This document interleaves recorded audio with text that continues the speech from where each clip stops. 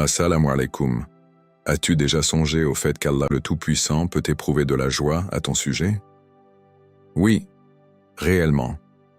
Celui qui détient l'univers, celui qui voit tout et entend tout, peut être heureux en raison d'un simple acte que tu fais, le retour vers lui. Le prophète, sallallahu alayhi wa sallam, nous a appris dans un hadith authentique que lorsque l'un de ses serviteurs se repent sincèrement, Allahu le Très-Haut se réjouit profondément. Subhanallah. Ce n'est pas un petit événement, c'est une réalité immense. Notre tawba peut déclencher la satisfaction du Créateur. Il est toutefois essentiel de rappeler que la joie d'Allahu n'est en rien comparable à celle des êtres humains. Allahu n'a pas de forme. Il ne ressemble ni de près ni de loin à ses créatures. Rien ne lui est semblable. Mais pour que nous puissions saisir l'ampleur de cette joie, le prophète, sallallahu alayhi wa sallam, nous a transmis une parabole bouleversante, une image parlante qui en dit long. Imagine un homme seul dans un désert infini. Il est accompagné de son chameau qui transporte sur son dos toute sa subsistance. Eau, nourriture, effet personnel. Ce chameau, c'est sa vie. Après avoir marché longtemps, fatigué et sous un soleil brûlant, il aperçoit un arbre solitaire et décide de s'y reposer à l'ombre.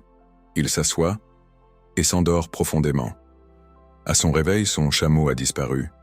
Il regarde autour de lui, il n'y a rien. Le désert est vide.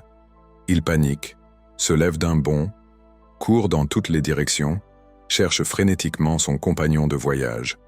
Mais rien à faire. Il perd peu à peu tout espoir. L'angoisse le ronge. Il sent sa fin approcher. Il revient à l'arbre, s'allonge, accablé, et attend la mort, sans rien pouvoir faire. Puis, le sommeil le gagne une nouvelle fois, et lorsqu'il rouvre les yeux, le miracle est là. Le chameau est revenu, devant lui, avec toutes ses affaires. Il saute, il saisit la corde de l'animal, ses yeux s'emplissent de larmes. Il est submergé par la joie, au point de crier dans une confusion extrême. « Ô Allah, tu es mon serviteur et je suis ton Seigneur. » Bien sûr, il se trompe, mais cette erreur montre à quel point il était bouleversé. Et le prophète, sallallahu alayhi wa sallam, nous dit « Allah est encore plus heureux que cet homme lorsqu'un serviteur revient vers lui avec sincérité. » Imagine un instant que tu sois la cause de la joie intense de ton supérieur au travail, ton patron. Tu penserais sûrement qu'une récompense t'attend. Une augmentation, une promotion, une reconnaissance officielle. Alors maintenant, transpose cela au niveau divin. Si tu rends Allahu heureux, qu'est-ce qu'il peut bien t'accorder? Il détient les trésors des cieux et de la terre. Quand il donne sans compter. Et s'il t'aime, plus rien ne peut te nuire. Mais comment se repentir sincèrement? Il y a 3 conditions fondamentales à respecter pour que la tawba soit valide. Premièrement, il faut cesser immédiatement le péché. Couper net, ne pas repousser. Deuxièmement, ressentir un véritable regret. Avoir le cœur serré d'avoir désobéi à celui qui t'a tout donné.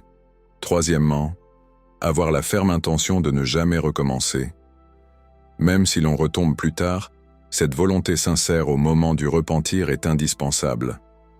Et s'il s'agit d'un péché lié à un autre être humain, alors une 4e condition s'ajoute, réparer le tort. Cela peut vouloir dire demander pardon, restituer un bien, s'excuser ou réparer ce qui a été abîmé. Ce sont là les bases d'un repentir accepté. Et si tu les réunis, Allahu peut t'absoudre complètement, comme si tu n'avais jamais péché. N'est-ce pas magnifique?